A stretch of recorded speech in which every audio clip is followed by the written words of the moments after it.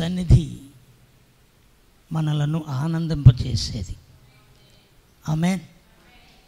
నా ప్రార్థనా మందిరములో ఆయన మనల్ని ఏం చేస్తాడంటే ఆనందముతో నింపుతాడు.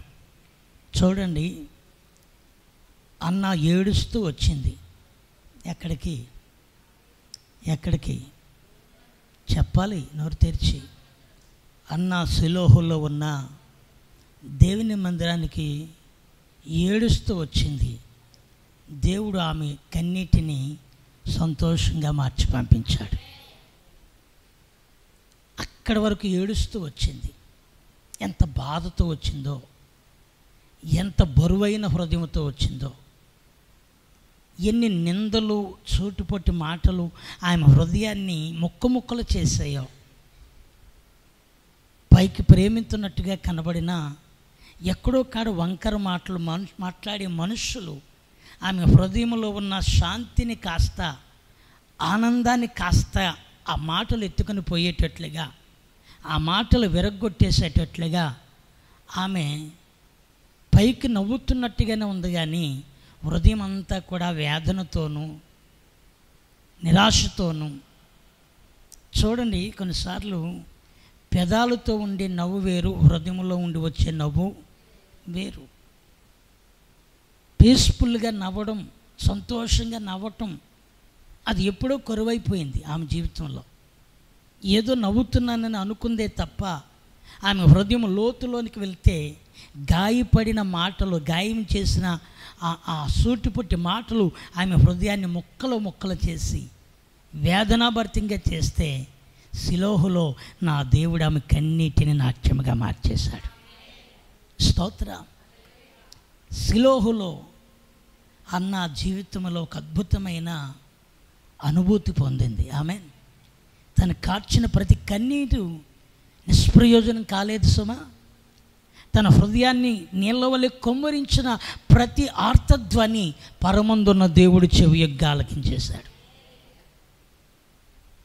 ఆయన ఆలకిస్తే జరిగే కార్యం ఏంటంటే ఇక ఎన్నడూ ఆమె హృదయం ముక్కలవ్వలేదు. స్తోత్రం. ఎన్నడూ ఆమె కన్నులు క్షీణించలేదు. ఎన్నడూ ఆమె హృదయంలో ఇక ఆనందానికి కొరత లేకుండా దేవుడు ఆనందాన్ని ఇచ్చేశాడు. అందుకే మీరు మొదటి సమూయేలు గ్రంథములో ఆ మాటలు మనము ఒక్కసారి మీరు గాన ఆ విషయాలు మీరు ఒక్కసారి జ్ఞాపకం చేసుకుంటే, ఆ మొదటి సమూయేలు గ్రంథం మొదటి 1 అధ్యాయము లేక 2 అధ్యాయంలోనికి మనం వెళితే మీరు చూస్తారు. 2వ అధ్యాయం 1వ వచనం చూడండి. ఆ మాట అన్న అంటుందట, నా హృదయము యెహోవా యందు. అది ఏమొచ్చిందట దేవుని మందిరంలో చెప్పరే? దేవుని మందిరంలో ఏమొచ్చింది? నా హృదయము యెహోవా యందు ఏం చేస్తుందంటే బహుపీసాప్, చాలా ఉత్సాహంగా ఉంది, చాలా సంతోషంగా ఉంది, పీస్ఫుల్గా ఉంది నా హృదయము. అందుకే యెహోవా యందు నా హృదయం ఏం చేస్తుందంటే సంతోషిస్తుంది. ఎందుకనంటే ఆయన నాకు బలము కలిగించాడు. ఈ రాత్రి ప్రియులారా, ఉపవాస ప్రార్థనలో లేక విజ్ఞాపన కొట్టలో ఒకవేళ నువ్వు ఉపవాసం ఉండొచ్చు, ఉండకపోవచ్చు, కానీ ఒక ఆశతో వస్తున్నావే, నిశ్చయముగా ఆయన నీకు బలమును అనుగ్రహించబోతున్నాడు.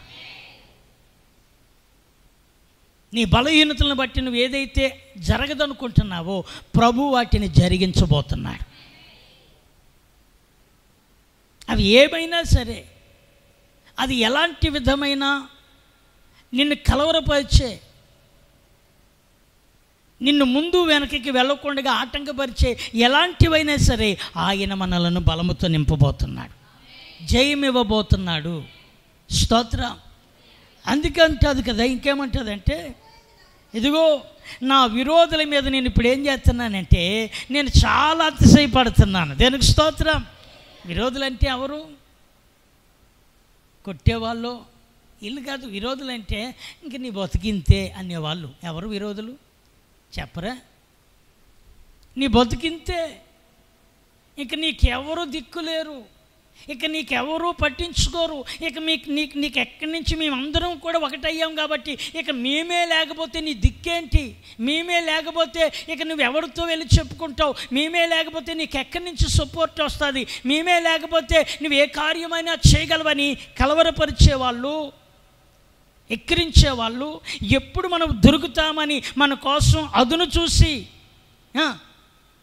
మాటలు విసిరేవారు. మధ్యలో అన్న అంటది, నేను ఆయనను బట్టి నేను సంతోషిస్తున్నాను. దేనికి స్తోత్రం.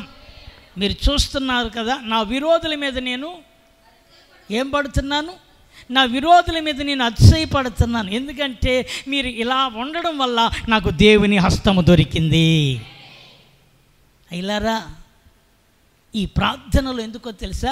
నీకు దేవుని హస్తము యొక్క భద్రత నీ మీదకి రాబోతుంది. మనం ఆయన్ని వెతకాలి.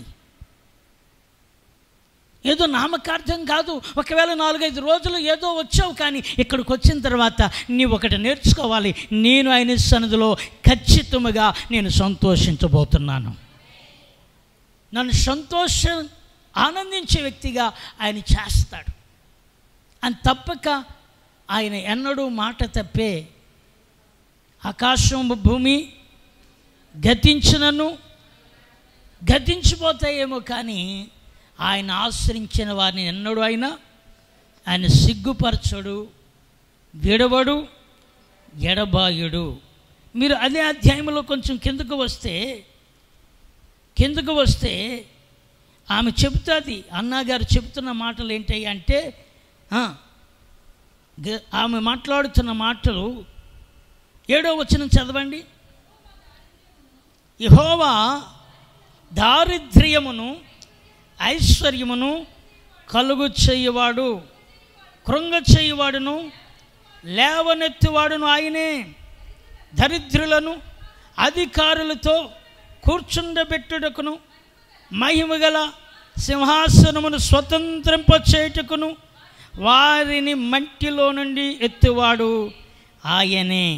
లేమిగల వారిని పెంట కుప్ప మీద నుండి లేవనెత్తువాడు ఆయనే. భూమి యొక్క స్తంభములు దేవునికి స్తోత్రం. హల్లెలూయా. ఎంత ఆనందం ఆవిడలో. ఇంకా ఆమె యొక్క పాట ఎలా ఉంది అంటే, ఆమె పాడుతున్న పాట ఏంటి, ఆమె ఆరాధన ఏంటి, ఆమె సంతోషం అంతా ఈ అధ్యాయంలో వ్యక్తపరుస్తుంది. దేనికి స్తోత్రం. ఏమంటుంది? యెహోవా దారిద్ర్యమును ఐశ్వర్యమును ఆయన ఏం చేయవాడు? కలుగు చేయువాడు, కృంగ చేయువాడును లేవనెత్తువాడు ఆయనే. దరిద్రులను అధికారుల మధ్యలో కూర్చుండబెట్టివాడును మహిమగల సింహాసనమును స్వతంత్రించుకునేటట్లుగా చేయువాడును మట్టిలో నుండి ఎత్తువాడును ఆయనే. లేమిగల వారిని పెంట కుప్పల మీద నుండి లేవనెత్తువాడు. ఎంత ఆనందంతో చెప్తుందో. దేనికి స్తోత్రం. అమ్మా, ఏంటి అన్నగారు మీ నోట కొత్తగా మాటలు వస్తున్నాయి ఏంటంటే, కొత్త మాటలు కాదండి, ఆయన ఎంత సంతోషం నాకు ఇచ్చేశాడో. స్తోత్రం. ఎక్కడ దొరికింది సంతోషం చెప్పాలి? లోకంలోనా? నీకు లోకంలో దొరకదు సంతోషం. లోకంలో కాదు మనకి ఆనందం, లోకంలో కాదు దొరికేది. దేవుని సన్నిధిలో తప్పక ఆయన సంతోషాన్ని మనకి కలిగి చేస్తాడు. స్తోత్రం. కొన్నిసార్లు మనం కృంగిపోతామేమో, మనము చాలా ఏదైనా జరగలేదంటే మనకు నిరాశ ఎదురవుతుంది. మనం అనుకున్నది ఏదైనా కొంచెం ఆలస్యమైతే ఇక నా పనింతే అని ఒకవేళ కృంగిపోతుంటాం. ఒక్కటి వాస్తవం. ఎందుకంటే ఒక దినము ఆయన తప్పక లేవనెత్తేవాడు ఆయన. స్తోత్రం. అవునా కదా? లేవనెత్తేవాడు ఆయనే కదా. ఆమె అంటుంది పెంట కుప్పల మీద నుండి లేమి గలవారిని లేవనెత్తినవాడు ఆయన. హల్లెలూయా. మీరు గమనించారా?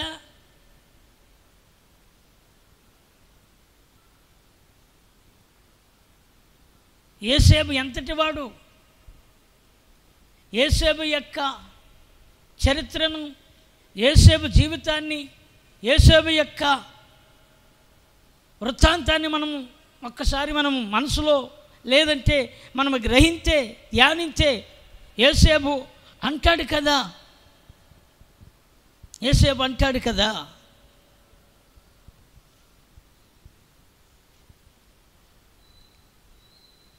మీరు చూస్తే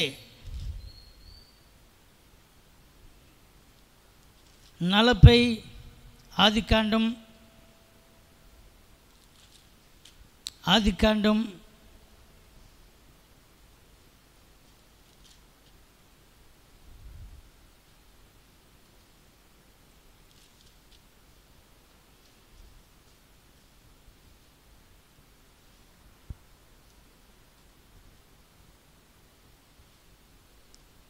39వ అధ్యాయం చూస్తే 21వ వాక్యం మీరు చూస్తే, అయితే యెహోవా యోసేపునకు తోడయుండి అతని యందు కనికరపడి అతని మీద చెరసాల యొక్క అధిపతికి కటాక్షము కలిగినట్లు చేశాను అని ఉంది. దేనికి స్తోత్రం. ఎవరు కనికరపడ్డారట? పానదాయకుడా ముందు కనికరపడ్డాది? వాక్యం తేటగా ఉంది. యోసేపు, యెహోవా యోసేపునకు తోడయుండి అతని యందు కనికరపడి అతనికి తోడయుండి చెరసాల యొక్క అధిపతికి కటాక్షము కలుగునట్లు చేసెను. దేవునికి స్తోత్రం. నిన్ను కఠినపరిచే వారి మధ్యలో ఆయనే కనికరపడేటట్లుగా చేస్తాడట. స్తోత్రం. అప్పుడు దాకా నీకు విరోధులే, అప్పుడు దాకా నీకెవరో తెలీదు, అప్పుడు దాకా నువ్వంటే వారికి తెలీదు. కానీ దేవుడిని కలుగు చేసుకుంటే నీకు ఎవరూ తెలియని వాళ్ళ ద్వారా కూడా దేవుడి నీ పక్షంగా మాట్లాడింతాడు. ఆమేన్. స్తోత్రం.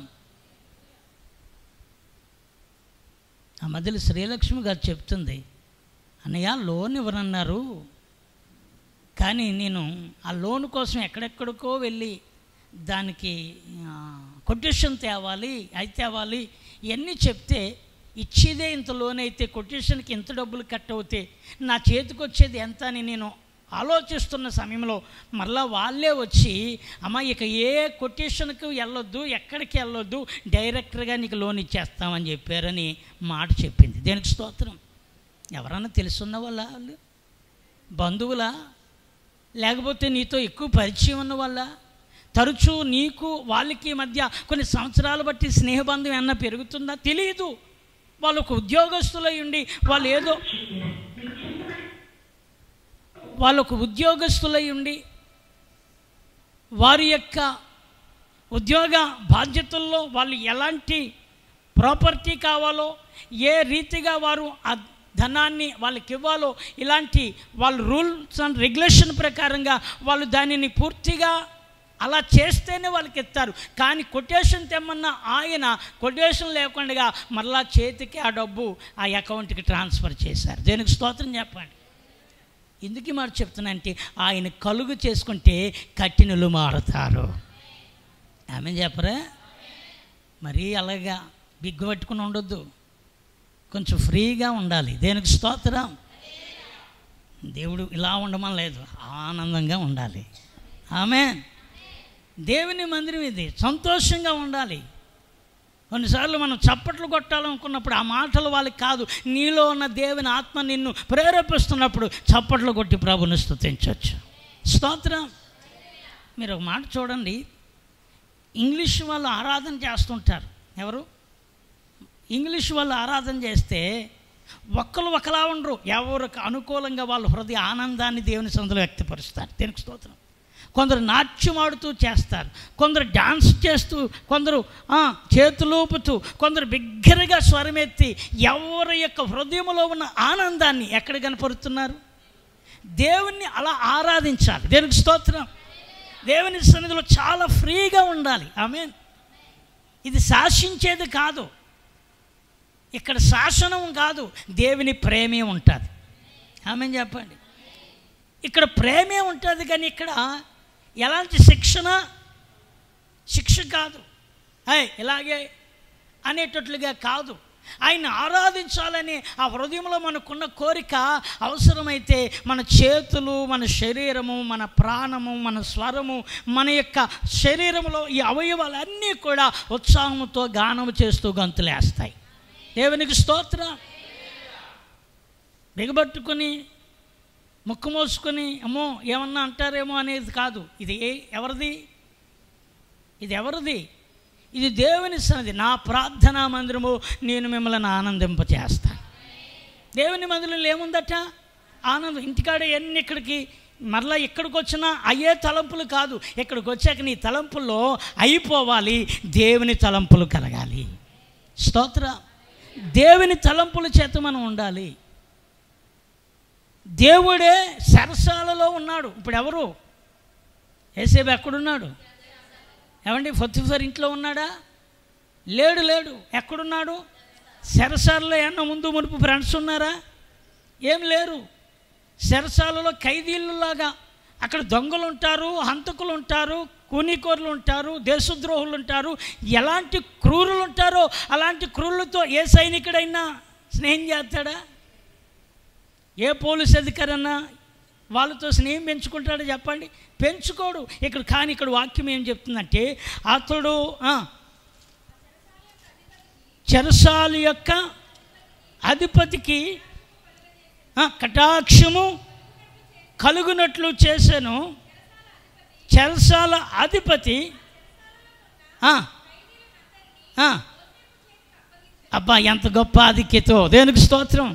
అసలు చెరసాలలో ఒక దొంగగా వెళ్ళిన యోసేపుకి చెరసాలలో ఉన్న అధిపతి కూడా ఆ యొక్క దొంగలందరినీ నువ్వే నడిపించరా బాబు అన్నాడు. స్తోత్రం. ఎవరిని? దొంగలందరినీ నీవే, వాళ్ళందరినీ, ఆ యొక్క అంతకులు కావచ్చు, నేరస్తులందరినీ నువ్వేం చెయ్యి, నీ చేతికి నేను అప్పచెప్తున్నాను అన్నాడు. అంటే ఇది ఎవరి కటాక్షం ఉంది? నేను ఒక మాట చెప్పనా, ఆయన కటాక్షం నీ మీద వస్తే నీ శత్రువుల మధ్య కూడా నీకు భోజనం సిద్ధపరుస్తాడు. నిన్ను ఎవరైతే ఎక్కిరించారో వాళ్ళే నిన్ను ముందు పెడతారు. నిన్ను ఎవరైతే కాదన్నారో వాళ్ళ మధ్యలోనే నీ తల ఎత్తుతాడు. స్తోత్రం. ఆయన ఎన్నడూ సిగ్గుపరచువాడు, ఆయన ఎన్నడూ కాదు. అందుకే మీరు చివరిలోకి వెళ్తే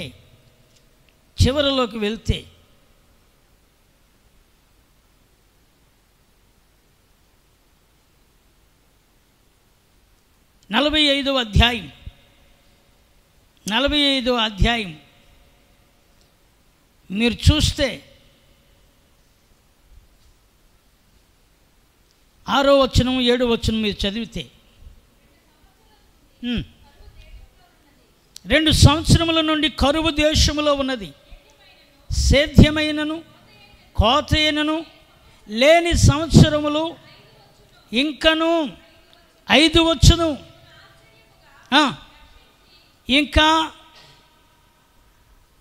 మిమ్మలను ఆశ్చర్యముగా రక్షించి దేశములో మిమ్మను శేషముగా నిలుపుటకును ప్రాణముతో కాపాడుటకును దేవుడు మీకు ముందుగా నన్ను పంపించాను. దేవునికి స్తోత్రం చెప్పండి. యేసేపు అంటున్నాడు. యేసేపు అంటున్న మాట ఏంటో తెలుసా? యేసేపు హృదయము ఆనందంతో ఉంది. ఆమేన్ చెప్పండి. యేసేపు హృదయం అంతా చాలా ఉత్సాహంగా ఉంది.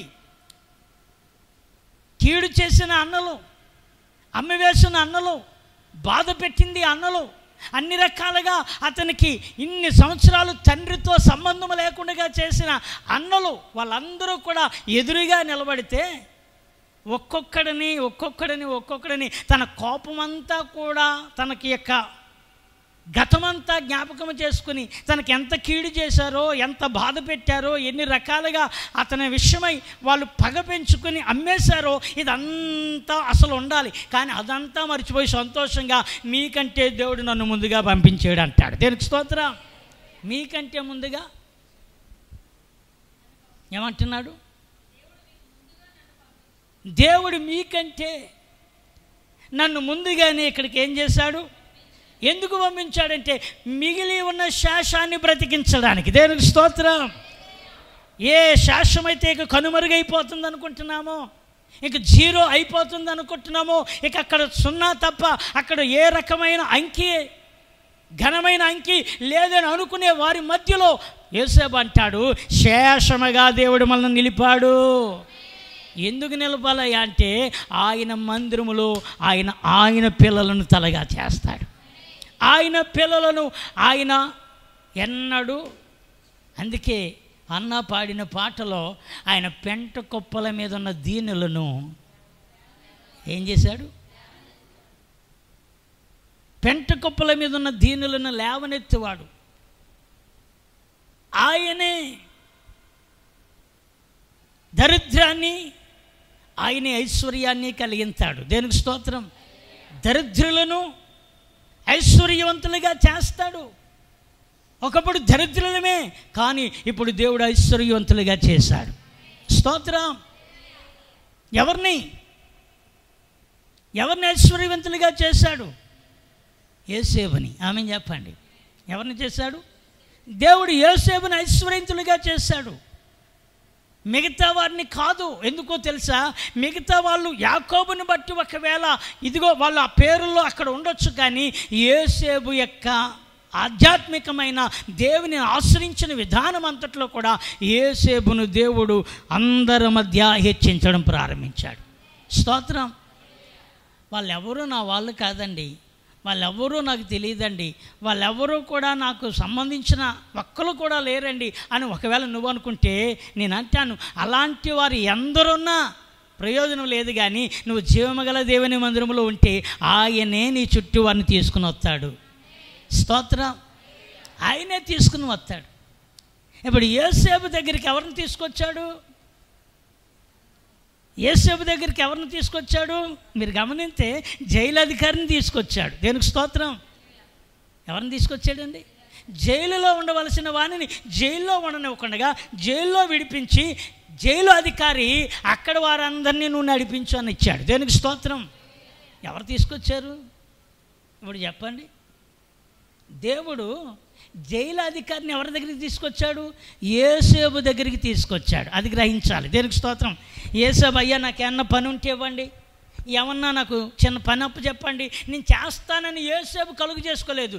యోసేపుకి దేవుడే జైలు అధికారి యొక్క కటాక్షం పొందేటట్లుగా కలుగు చేసి ఆ బాధ్యతలన్నీ జైలు అధికారి ఇచ్చేశాడు. దేనికి స్తోత్రం. ఎప్పుడన్నా గమనించామా?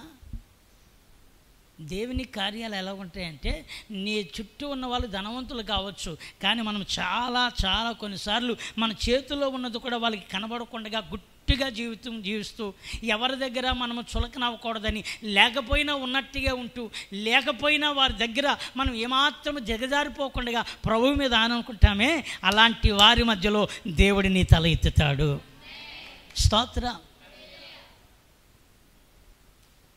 ఖచ్చితంగా ప్రియులారా, ఎందుకు చెప్తున్నానంటే, నువ్వు వచ్చినది మామూలుది కాదు, ఇది దేవుని సన్నిధి,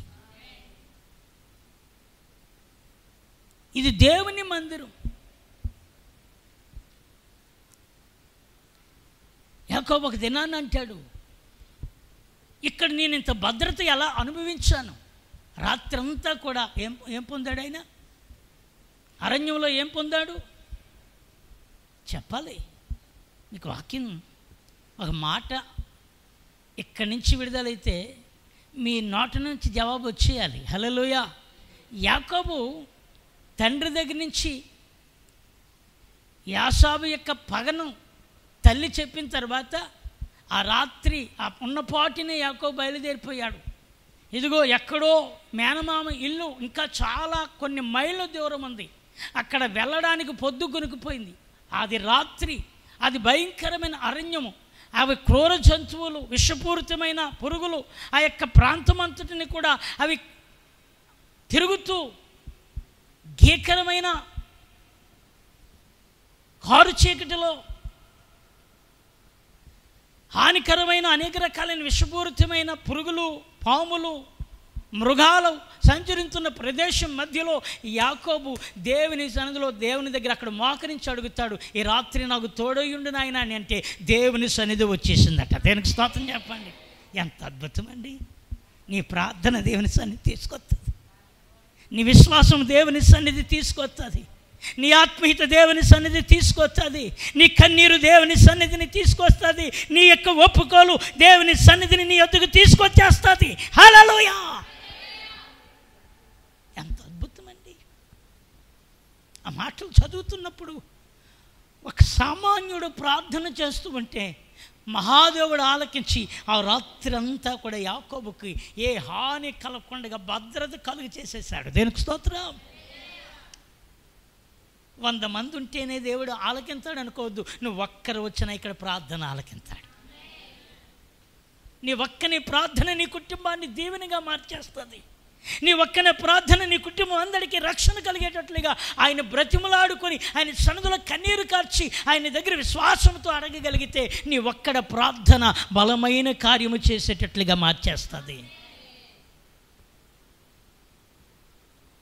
తెల్లవారు లేచి యాకోబు అంటాడు, ఆదికాండం మరొకసారి అధ్యాయం మీరు చదివితే 28వ అధ్యాయము మీరు చదివితే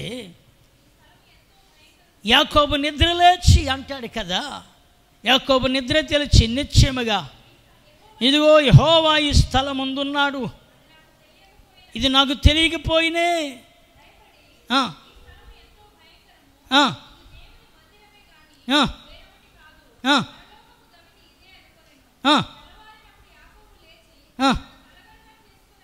తనకు తలగడగా చేసుకున్న రాయిని తీసి దాని కొన మీద నూనె పోసెను.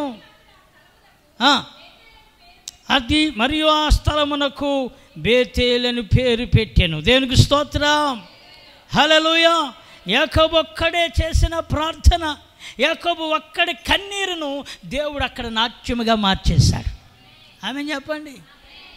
యాకోబు అక్కడి వరకు కన్నీటితోనే వచ్చాడు తెలుసా. ఎందుకంటే ఏదో తెలియక తన తల్లి మాటలు విని గొర్రె చర్మము కప్పుకుని తండ్రి దగ్గరికి వెళ్ళి ఆహారం ఇచ్చి ఆ ఆహారం తిన్న తర్వాత ఇస్సాకు యాకోబుని ఏం చేశాడు? దీవించేశాడు, ఆశీర్వదించేశాడు. ఆ తర్వాత యాసాబు వచ్చాడు, తండ్రి దగ్గరికి భోజనం తీసుకొచ్చాడు. తండ్రి నన్ను దీవించు, ఇదిగో నేను భోజనం తయారు చేసుకుని వచ్చానంటే, ఇప్పుడే కదా నాయనా నువ్వు తీసుకొచ్చావు, నేను తిన్నాను, నేను తిన్న తర్వాత నేను దీవించాను కదా అని అంటే యాసాబు అంటాడు, నేనెక్కడొచ్చాను, నేను వెళ్ళింది ఎప్పుడు, వేటాడి తెచ్చింది ఎప్పుడు, దాన్ని సిద్ధపరిచింది ఎప్పుడు, భోజనం తయారు చేసింది ఎప్పుడు అని అంటుంటే, అయ్యో నీ తమ్ముడు వచ్చి, అయితే నీ తమ్ముడు లాగుంది, నీ తమ్ముడు నా కండ్లు కనబడని దాని మీద అతడు వచ్చి నీకు రావాల్సిన ఆశీర్వాదాన్ని ఏం చేశాడంటే అతడు పట్టుకుని పోయాడు. యాసాబు అంటాడు, రెండవసారి అతడు నన్ను మోసగించను అంటాడు. దేనికి స్తోత్రం. రెండవసారి నన్ను ఏం చేశాడు? అతను మోసగించను. అదే కక్ష పెట్టుకున్నాడు. ఈరోజు నేనైనా ఉండాలి, వాడైనా ఇంట్లో ఉండాలని ఒక కత్తి పట్టుకుని తన యొక్క క్రూరమైన ఆ కోపావేశాన్ని ఆ ఇంటిలో కనబరుస్తున్నప్పుడు రెబెకా చూసి, ఇద్దరిని నేను ఒకేనాడు పోగొట్టుకోలేనయ్యా, ఇద్దరిని నేను చంపుకోలేనయ్యా, ఏదో తెలుసో తెలియక వాడిని నేను కప్పింది వాస్తవమే, కానీ ఈరోజు వాళ్ళిద్దరి మధ్యలో అన్నదమ్ముల మధ్యలో అగ్గి రగులుతున్నట్లుగా అయిపోయింది. హల్లెలూయా. అన్నదమ్ముల మధ్యలో కత్తులు రాపుడికి ఆ పరిస్థితి కారణమైంది. కత్తులు పట్టుకొని ఎవరు ఉంటారో ఎవరు పోతారో తెలీదు, ఎక్కడ ఏ రక్తపాతం అవుతుందో తెలియదు. అలాంటి పరిస్థితుల్లో మధ్యలో ఇస్సాకు వెళ్ళినా, మధ్యలో రెబెకా వెళ్ళినా ఆ కత్తి వారి మీద కూడా పడవచ్చు. అందుకని ఆమె అంటాది, బాబు ఇక్కడి నుంచి నువ్వు మేనమామ ఇంటికి ఏం చేయి, వెళ్ళిపో, నా అన్నున్నాడు వెళ్ళిపోని. ఆ రాత్రి సాయంకాలం ఉన్న పాటినే ప్రయాణమై యాకోబు బయలుదేరిపోయాడు. ఇప్పుడు కన్నీటి మహిమతో ఉన్నాడు యాకోబు. హల్లెలూయా. మనం అతని యొక్క చరిత్రను నార్మల్గా చూస్తే అతడు మామూలుగా వెళ్ళాడు అనుకుంటాను, కానీ నేను చూస్తున్నాను ఆయన వేదనతో వెళ్ళాడు. హల్లెలూయా. నీ ఇంటి నుంచి నువ్వు వెళ్తున్నప్పుడు ఎలా ఉంటుంది? నవ్వుతూ వెళ్తావా, దుఃఖంతో వెళ్తావా? చెప్పాలి. చెప్పరేమండి. ఏదైనా సమస్య వచ్చినప్పుడు ఇంటి నుంచి గొడవపడి వెళ్ళిపోతున్నప్పుడు సంతోషంగా వెళ్తారా? చెప్పరే. దుఃఖపడుతూ వెళ్తారా? మనసులో వేదన ఉంటుందా ఉండదా? మనసులో చింత ఉంటుందా ఉండదా?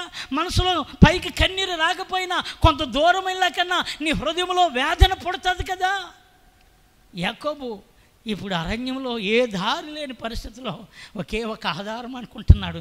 దేవా, ఇక్కడ నాకు అన్న లేడు, ఇక్కడ నాకు తల్లి లేదు, ఇక్కడ నాకు తండ్రి లేడు, ఈ అరణ్యంలో నేను దేనికి ఆహారం అవుతానో నాకు తెలియదు, ఈ అరణ్యంలో నాకు ఎలాంటి ప్రమాదం పొంచి ఉన్నదో తెలియదు. ఈ అరణ్యంలో ఈ రాత్రి నేను ఒక్కడినే ఇక్కడ ఉండడానికి నాకు ఏ రకమైన సపోర్టు, ఏ రకమైన భద్రత ఉన్నదని నేను చెప్పగలనయ్యా. కట్టు వస్త్రాలు తప్ప ఏమున్నాయి? కట్టు వస్త్రాలు తప్ప. చేతిలో ఒక కర్ర కానీ, చేతిలో ఒక ఖడ్గము కానీ, చేతిలో మరొక రకమైన ఆయుధము కానీ ఏది పట్టుకుని రాలేదయ్యా. నేను అరణ్య యాత్రికుడిగా, నేను బాటసారిగా ఈ అరణ్యంలో ఉండిపోయానయ్యా. బహుశా నేను అనుకుంటాను ఆ రాత్రి అక్కడికి వచ్చేటప్పటికే యాకోబు హృదయం బరువైపోయి ఉంటుంది. హల్లెలూయా. యాకోబు హృదయం వేదనతో ఉంటుంది. యాకోబు హృదయం దుఃఖము, కన్నీరు పొంగుతూ ఉంటుంది. అందుకే అరణ్యంలో అతను చేసిన ప్రార్థనకు దేవుడే దిగి వచ్చేసాడు. స్తోత్రం చెప్పండి. హల్లెలూయా. నీ కన్నీటి ప్రార్థనకు దేవుడు దిగడా? నీ హృదయంలో ఉన్న వేదనకు దేవుడు దిగడా? నువ్వు పశ్చాత్తాపపడి ఏడుస్తూ దేవుని బ్రతిమలాడుకుంటే, దేవుని పాదాలు పట్టుకుంటే, నీవే నాకు దిక్కయ్యని మొదలు పెడితే నీ అరణ్య జీవితాన్ని ఉల్లాసముగా మార్చేస్తాడు. అరణ్య యాత్రలోనా నా దాగు చోటు నీవే, నా నీటి ఊట నీవే. రాత్రి మనం యాకోబులాగా పెనుగులాడదాం. యాకోబులాగా దేవుని పాదాల దగ్గర అడుగుదాం. మోకాలు వేద్దామా? మోకాలు వేద్దామా? ముగింపుకు వచ్చేసాం. మోకాలు వేద్దామా? ఎవరు మోకాలు వేయగలిగితే వాళ్ళు వేయండి. ఇది దేవుని సన్నిధి, నిన్ను ఆదరించే సన్నిధి. యాకోబు కన్నిటిని నాట్యముగా మార్చే దేవుడు, అరణ్య రోదనను ఉల్లాసముగా మార్చే దేవుడు. అన్న జీవితంలో ఆయన వలన నాకు బలము కలిగింది, ఆయన వలన నాకు నెమ్మది కలిగింది, ఆయన వలన నేను సంతోషించగలుగుతూ ఉన్నాను. యాకోబు ఏ దారి లేని పరిస్థితుల్లో ఉన్నాడు. ఏ పరిస్థితులు అతని హృదయమును వేదనతో నింపేశాయో, అరణ్యంలో ఇటు తోచని స్థితిలో ఉండి, నాకు ఇక్కడ ఎవరు తోడై ఉంటారయ్యా? ఇక్కడ నేను అరిచి బొబ్బలు పెట్టినా నా కేకలు వినే నాథుడు కూడా లేడయ్యా. ఏ ప్రమాదం వచ్చినా నేను